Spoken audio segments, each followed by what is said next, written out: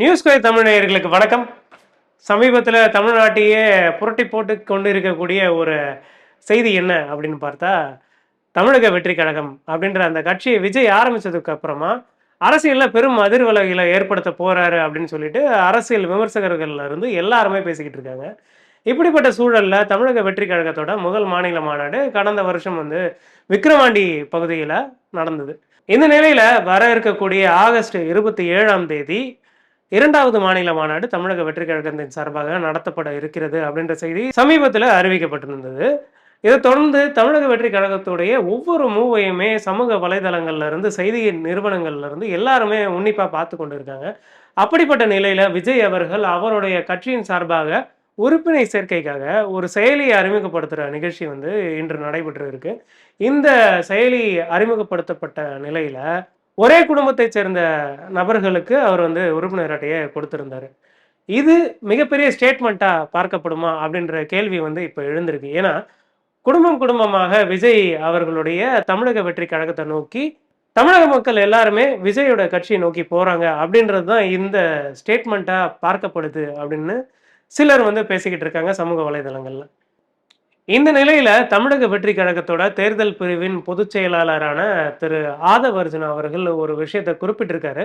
இந்த நிகழ்ச்சியில பேசும்பொழுது அவர் சொல்லியிருக்கக்கூடிய விஷயம் என்னன்னா, தமிழக வெற்றி கழகத்துடைய தொண்டர்களின் எண்ணிக்கையை 2 கோடியா ஆக்கணும் அப்படின்றது தான் எங்களுடைய குறிக்கோள் அப்படின்னு சொல்லி அவர் பேசியிருக்காரு. அவர் பேசிய நிலையில ஏற்கனவே யார் யாரெல்லாம் 2 கோடி தொண்டர்களை நோக்கி போயிருக்காங்க அப்படின்னு பார்த்தால், திமுக 2 கோடியை டார்கெட் வச்சு அவங்க செயல்பட்டுக்கிட்டு இருக்காங்க. ஓரணியில் தமிழ்நாடு அப்படின்ற ஒரு முன்னெடுப்பை முதல்வர் அவர்களும் துணை முதல்வர் அவர்களும் திமுகவினர் உட்பட எல்லாருமே செஞ்சுக்கிட்டு இருக்காங்க அப்படின்றது தான் பார்க்க முடியுது. அந்த நிலையில 2 கோடி தொண்டர்கள் திமுக எடுக்கிறாங்க அப்படின்னா, ஏற்கனவே 2.5 கோடி தொண்டர்கள் எங்க கிட்ட இருக்காங்க அப்படின்னு சொல்லிட்டு அதிமுக இருக்காங்க. ஸோ தமிழ்நாட்டில் மொத்த வாக்காளர் எண்ணிக்கை அப்படின்னு பார்த்தா 6லிருந்து 6.5 கோடி பேர் இருக்கலாம் அப்படின்னு சொல்லப்படுது 2025 காலகட்டத்தில். ஏற்கனவே தமிழ்நாடுடைய மக்கள் தொகை எண்ணிக்கைன்னு பார்த்தா 8 கோடி பேர் இருக்காங்க. ஸோ இந்த 6.5 கோடி பேரில் எத்தனை பேர் எந்தெந்த கட்சிக்கு உறுப்பினர்களாக இருக்காங்க அப்படின்னு பார்த்தா, ஒவ்வொரு கட்சிக்கும் திமுகக்கு ஒரு 2 கோடி, தாவேக்கு ஒரு 2 கோடின்னு வச்சுக்கிட்டா, அதிமுகக்கு ஒரு 2.5 கோடினா 6.5 கோடி பேர் மொத்தமாகவே இந்த 3 கட்சியில தான் இருக்காங்களா அப்படின்ற கேள்வி எல்லாருக்குமே பொதுவாக ஏற்படும். மீதமுள்ள கட்சிகளுக்கு இருக்கக்கூடிய தொண்டர்களின் எண்ணிக்கை இதுல சேருமா சேராதா அப்படின்ற கேள்வி எழும். இதெல்லாம் ஒரு புறம் இருக்க, முக்கியமான விஷயத்த விஜய் அவர்கள் குறிப்பிட்டிருக்காரு.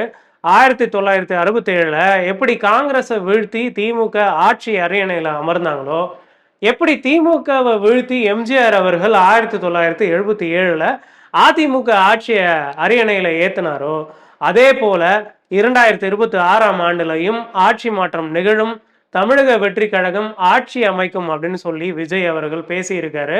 இது மிகப்பெரிய ஒரு ஸ்டேட்மெண்ட்டாக அரசியல் களத்துல பார்க்கப்படுது.